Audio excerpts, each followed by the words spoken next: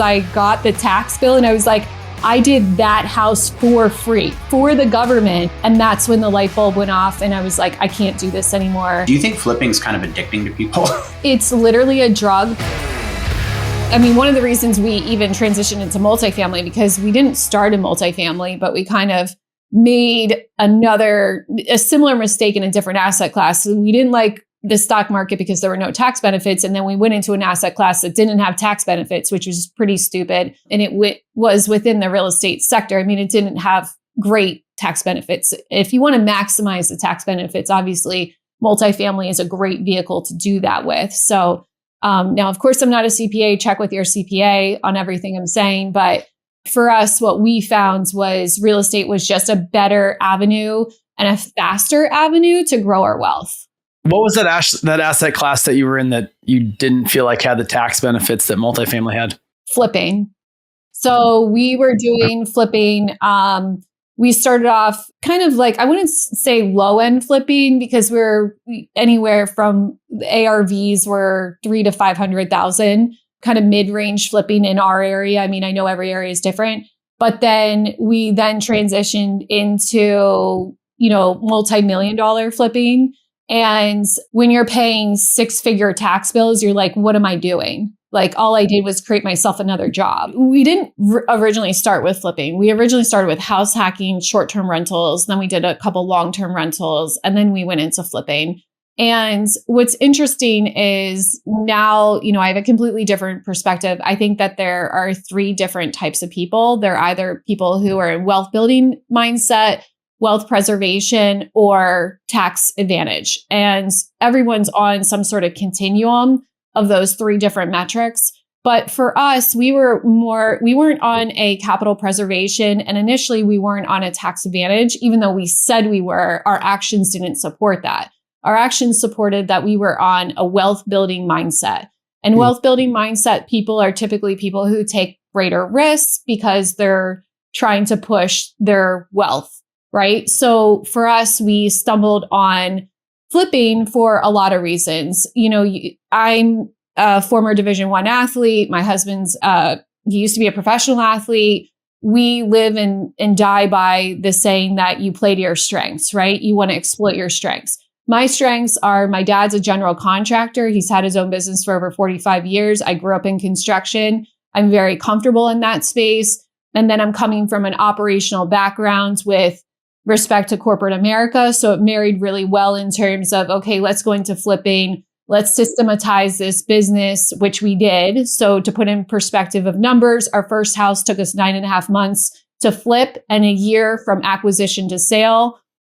Our third house, which was a larger scope, also a full gut rehab, took us 9.5 weeks from purchase to sale. And we made over 2x because every time you sell a house, you get a massive payment, and it like literally creates this like brain fog of you forgetting all the like rigmarole that got you to that closing table, right?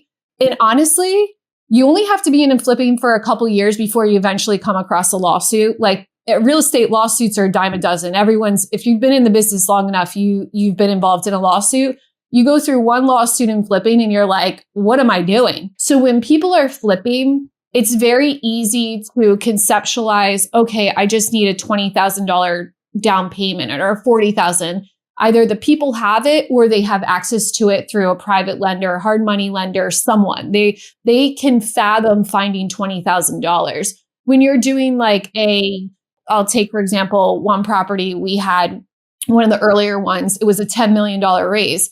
$10 million on, a larger apartment seems like, I'm going to put this property under contract before I have the equity lined up. Where in residential, you typically have the equity lined up before you have the property under contract. So it's a different process in terms of the transaction too. And I think a lot of people, they're not used to, I know for us personally, we also didn't do it that way. Like we limited our growth for years based on how much money we had. So we started using a bank lender to help us our second year of flipping, but we never took on another investor. And we figured out we could only do 4 houses at a time. And it wasn't due to bandwidth. It was due to financial bandwidth, right? Not physical bandwidth.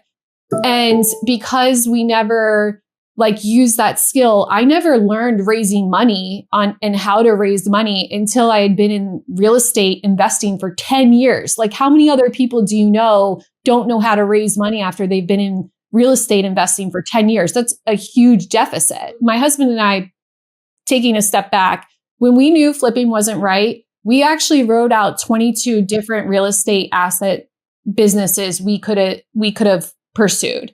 And for 3 months, every single Saturday, we dissected every single business, and we did like high school debate style and debated until we landed on multifamily.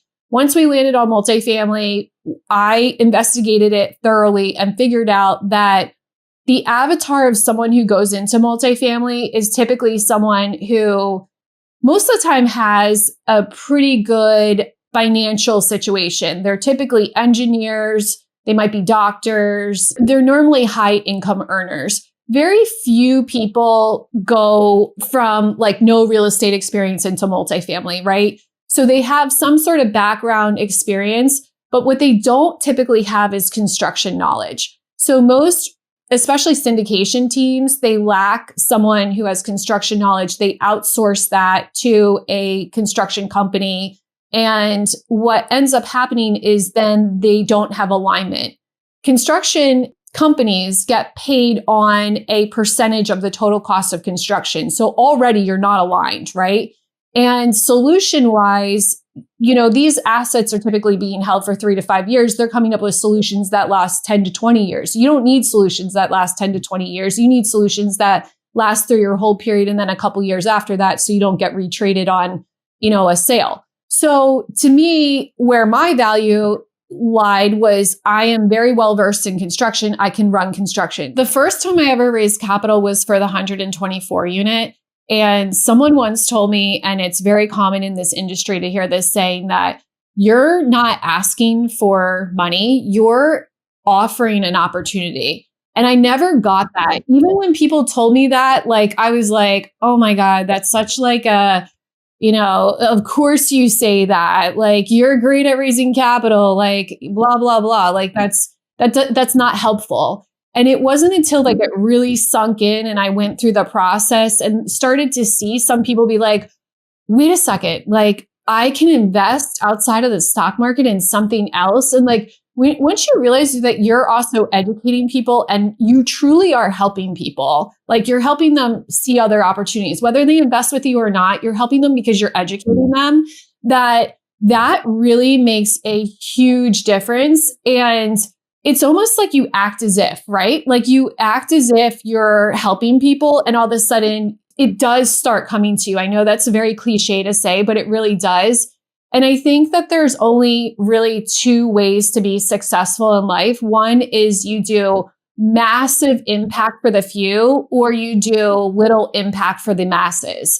And to me, when you're doing investing and especially for us, we only typically work with accredited investors. So we're providing massive value for the few. You realize that you can create a business off of that, right? And you can create value and help folks out to see alternative investing vehicles that they can participate in. And so I went out, as soon as we identified commercial real estate, I went out and told my network that I wanted to get into multifamily. If anyone had any contacts of someone that I could connect with in large multifamily, that I would be really interested in speaking with them.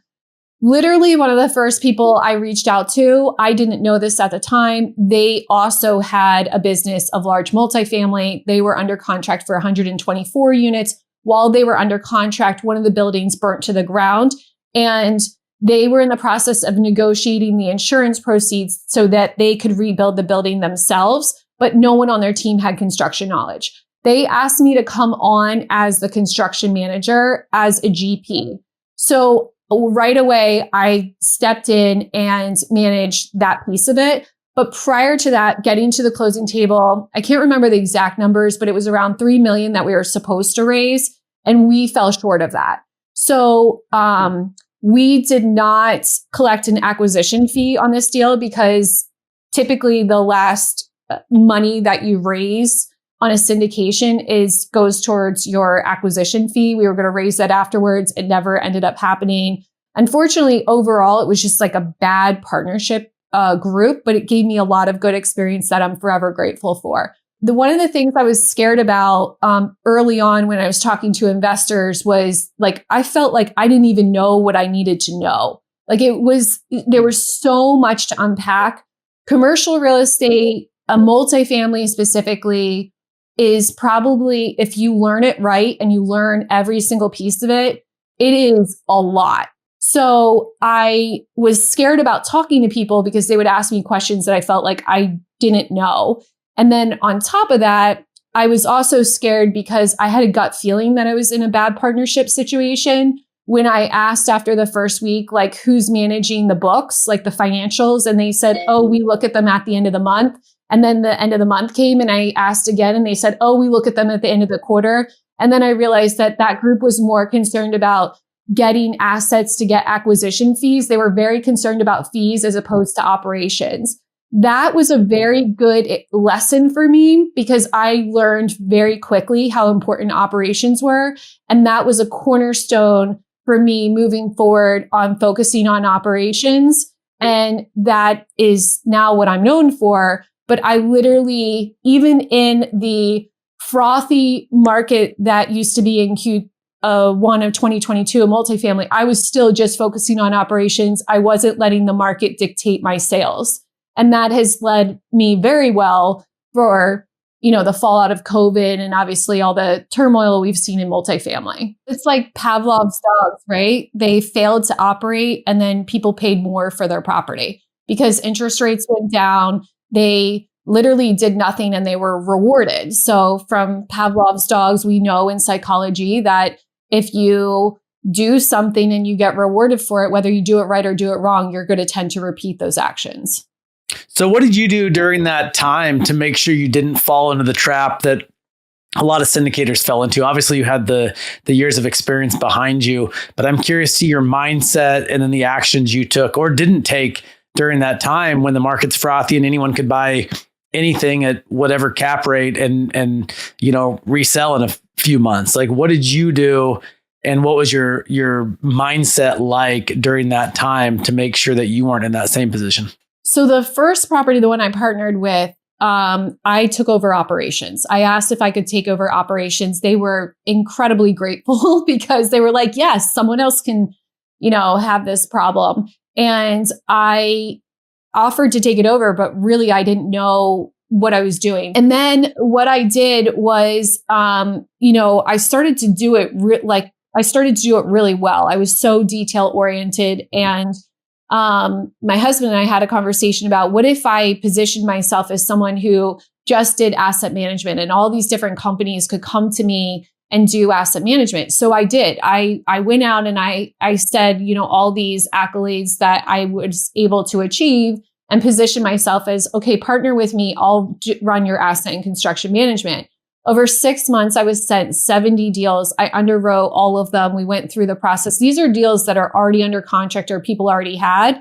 And out of 70 deals, I only picked one to do because they were so poorly underwritten and it was so much speculative thinking. Like going back, Travis, to what we were talking about on the stock market, I don't believe in speculative thinking. Like I believe in operation.